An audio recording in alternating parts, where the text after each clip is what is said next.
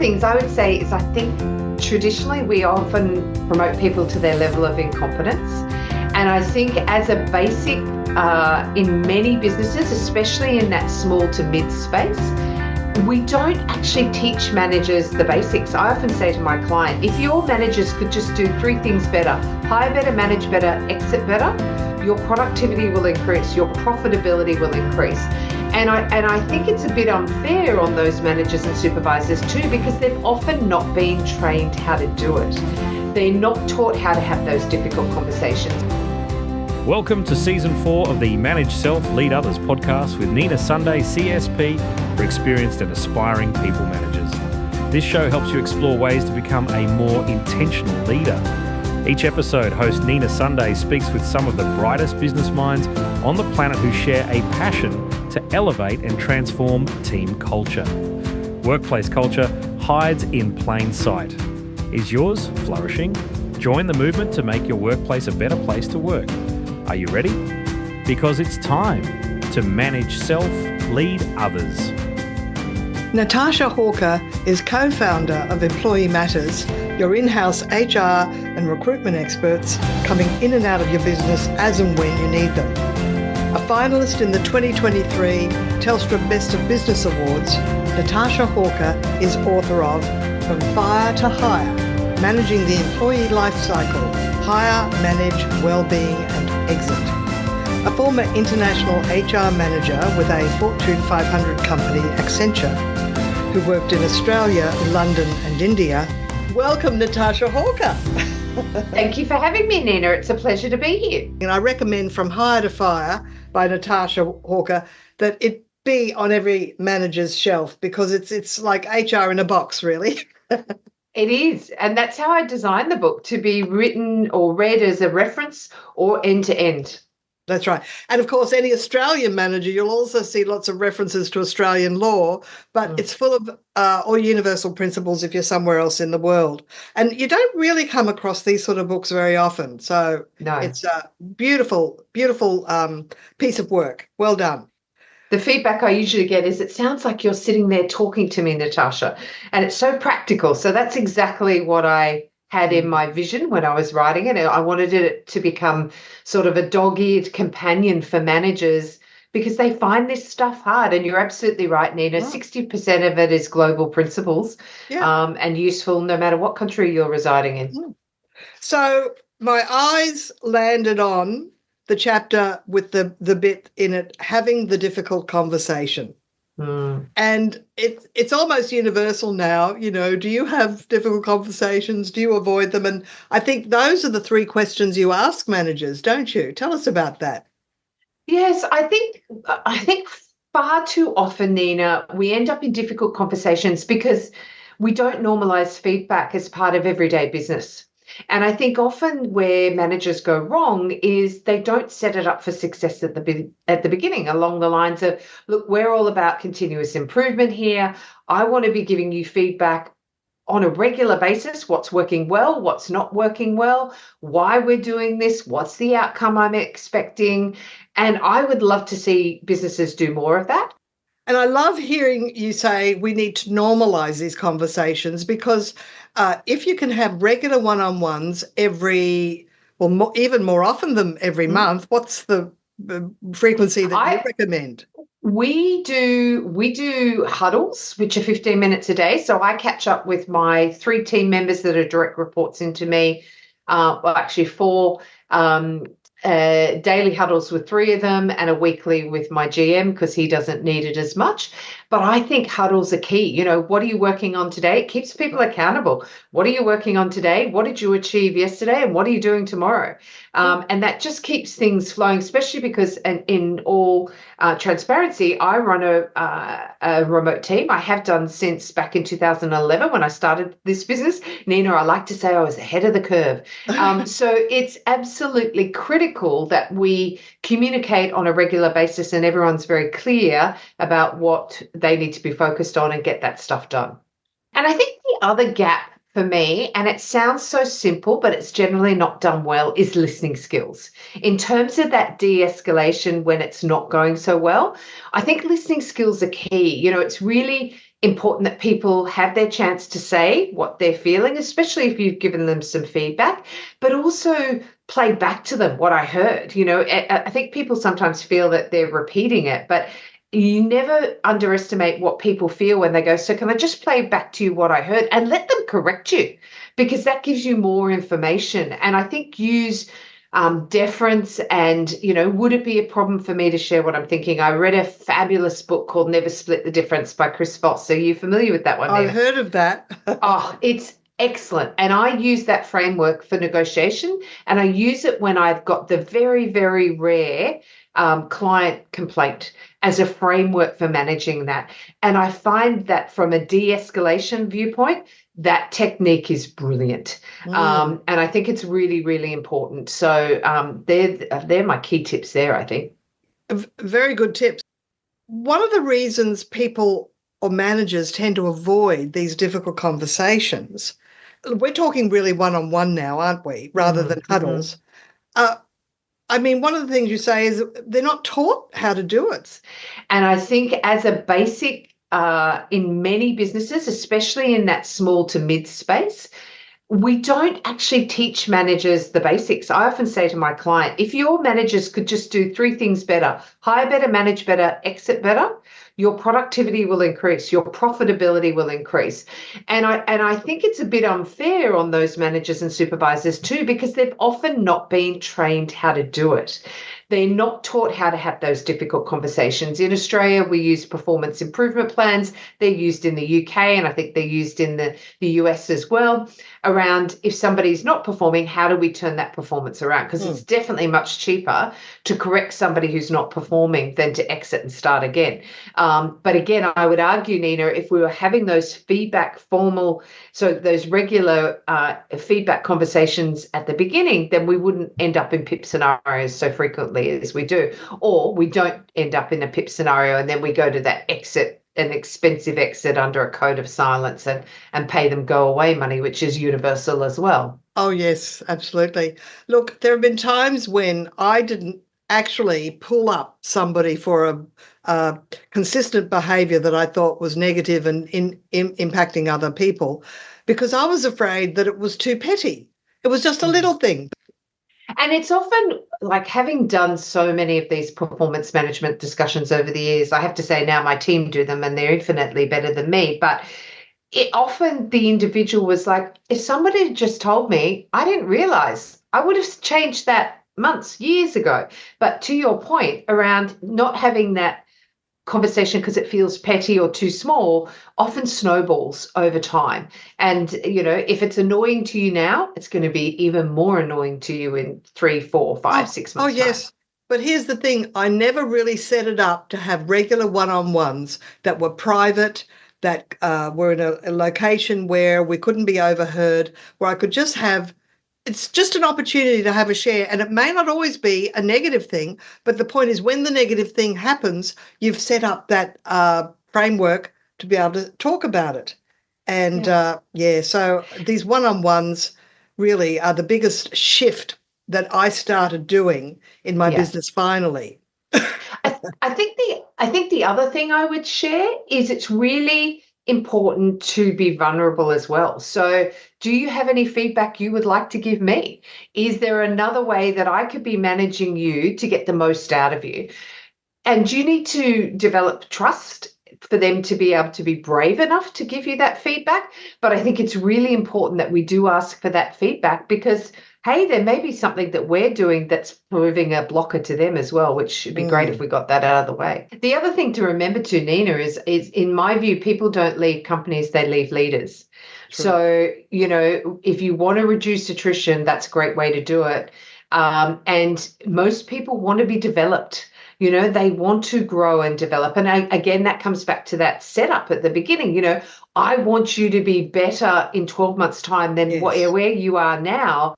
Would it be a good idea, or would it not be a bad idea for me to share some feedback of what you're doing well so we can do more of that, and also where we can improve? And I'd like to get your perspective on me as well, if that makes sense and that's someone you value their feedback. And I think that it's a healthy culture and a healthy team when the leader can say one-on-one, Please give me your feedback. And I think that's a good sign. That's an excellent sign. So we get to the point where we're a manager, we share an observation about a habit, habitual behavior, and people can either get upset, angry, they can have tears. How can you de-escalate that situation? Are there any tactics for that?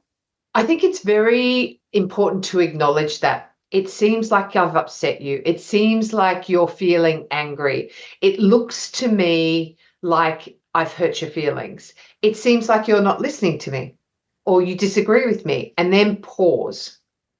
And this is the great techniques from Never Split the Difference. But then give them a question and say, do I have that right? And they might say, yes, I am upset. And then you can dig down on that and say, I understand that that can be hurtful. And this is where I would use myself as an instance. I'd say, you know what? I know that one of my challenges is I'm not great with criticism, even though I'm really pro self, development and advancing and so on. But I know sometimes criticism can sometimes hurt my feelings. So my response to that would probably be, look, I've just taken a little hit. I know this is my weak spot. I will get over it. And I've got some techniques to do that, or whatever the case may be. But acknowledging how they feel and trying to address that is so important. When you say you as the leader don't take well to criticism, are you suggesting that they might need time out to actually process it and you might adjourn the meeting? Yes, either in that meeting. But I think one of the keys that I've learned is when you know how often I think as managers, and especially early in my career, you would have a feeling that someone wasn't happy, but we just skim over it. Yes. We've said what we need to say. You're afraid to ask in case you get the truth. You're afraid to ask. But actually that truth, there's power in that truth by saying, it seems like I've upset you, or it seems like I've hurt your feelings. And then just be quiet and see what comes out. Because then if they give you that information, then you've got somewhere to go with that information. Right. And so that will de-escalate it. Yes. What you're talking about now is what effective teams, a quality that effective teams have is social sensitivity, which is the ability to read the non-verbal body language or facial expression and be able to talk to that. Say, I notice a certain reaction. Can you, how are you feeling around this new information or whatever you think is triggering it? And I think the other thing is to acknowledge, even at the beginning of the conversation, we're going to have a hard conversation. Not sneak up jump on them. It's going to say, I'm going to have to give you some information that you may not want to hear, but I'm doing this because I think we can grow, or you can grow as a result of that. Be honest about the fact that you're about to give them some information that may not be welcomed initially, or may not be something that they even realize. Yes, because you do say in your book, in terms of the process, to share the facts. And in my head, I went, yes, but how?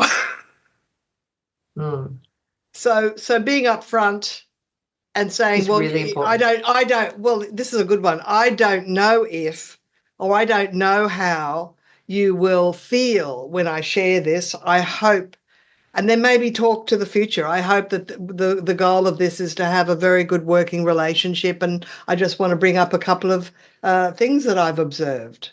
Something like that? You could do that. I don't know. The other thing you could be is a bit more blunt with it. If you think they are going to feel bad about it, say they're going to feel bad about it.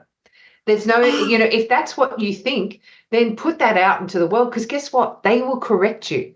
And if they do correct you, that's going to give you more information in which to evolve this conversation. That is great. I love it. I love it. Now, I loved the whole thing on exit interviews. Exit interviews are incredibly powerful because they give you great intel for a couple of reasons. I think two things need to happen. One is it needs to be done with someone, probably not their boss, because as they're leaving, that might be the reason why they're leaving. So someone who's a bit more independent. The second thing is that, having that information is absolutely critical because, for example, you might see patterns developing. If everyone's leaving because of salary, then there's a salary issue. If everyone's leaving this department because Fred runs this department, maybe Fred's the issue. So I think exit interviews are absolutely key to give us data, and people are often more comfortable sharing what they think more honestly, especially if they've never been encouraged to give feedback when they're walking out the door. And then there are going Absolutely. to be They've got those nothing to lose. they've got nothing to lose. So they can tend to be quite brutally honest. The Mm. other thing I would suggest that is even more valuable, and where we don't want to be losing our great employees, is to do stay interviews. And stay interviews are what would make you stay with me for another 2 years.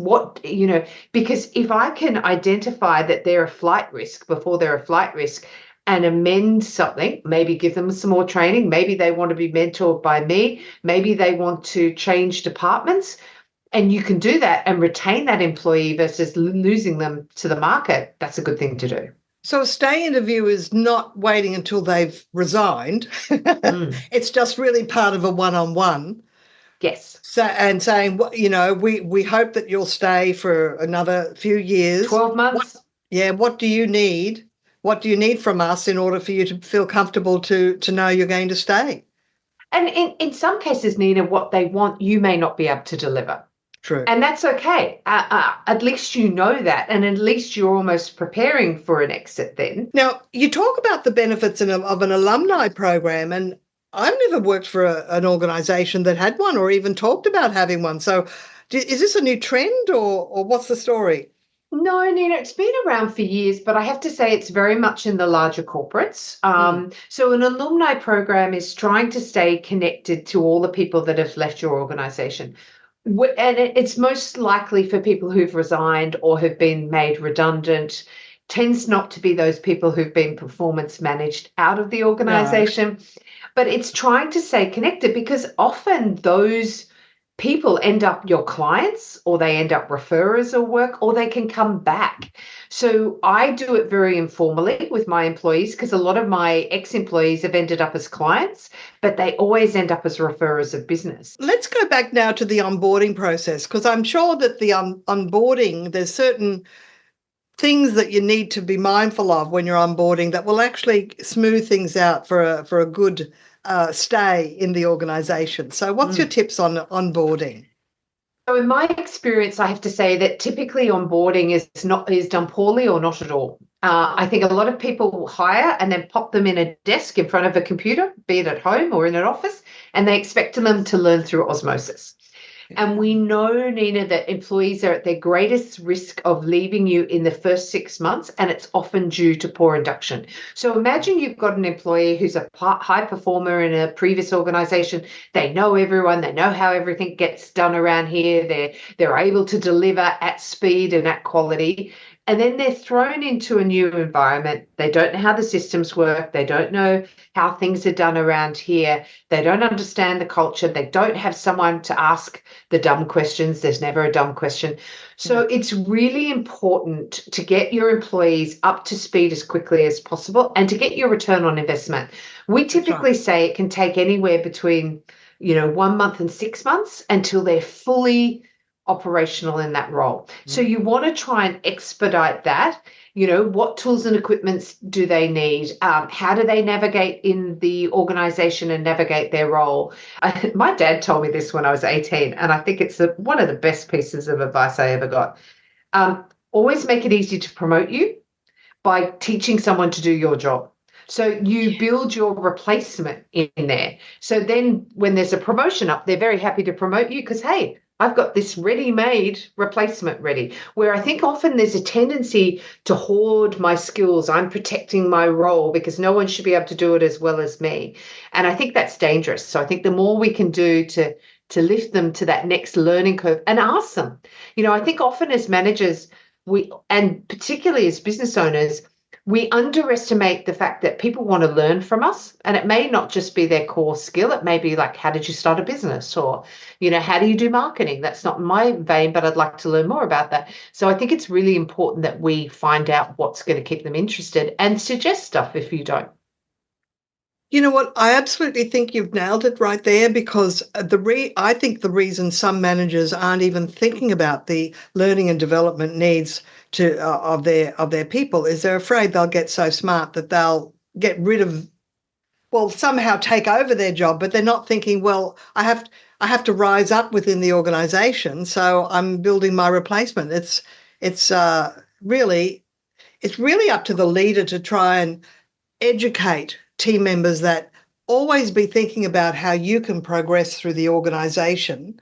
And the way to progress is to not make yourself indispensable. It's to make the people that are your direct reports indispensable. Well, it's wonderful hearing the wisdom that you're able to share. And we've sort of come to the end of our time, Natasha. It's been a wonderful exploration. Is there any closing comments or any trend that you want to highlight, or any gap that you see as a pattern that people are forgetting in the workforce?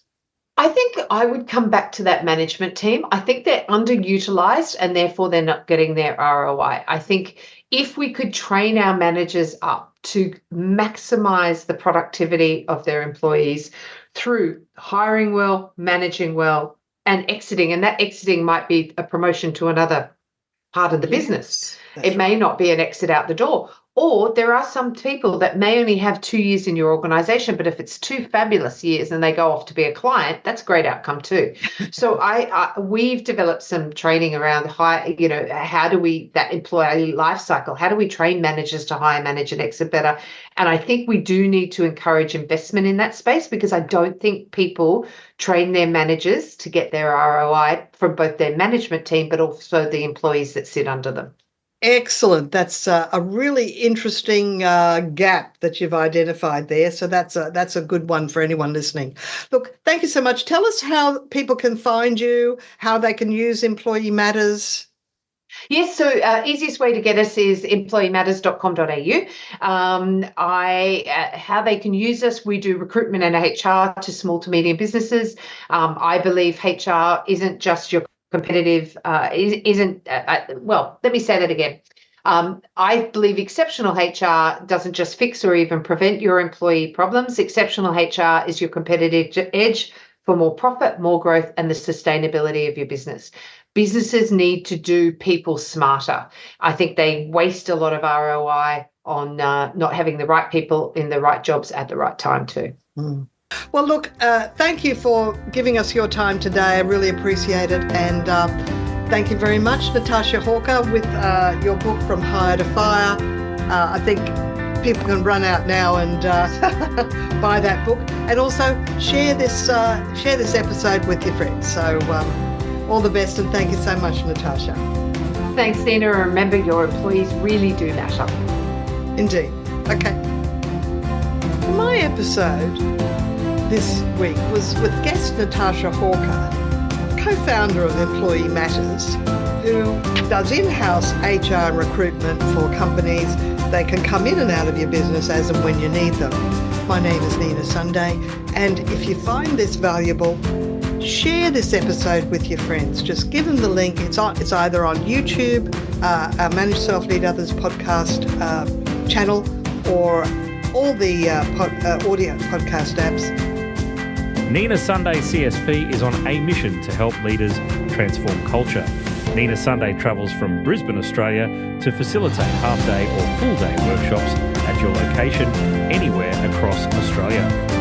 For a list of Nina's topics around leading people, productivity and communication, go to brainpowertraining.com.au/signature programs to request a tailored proposal.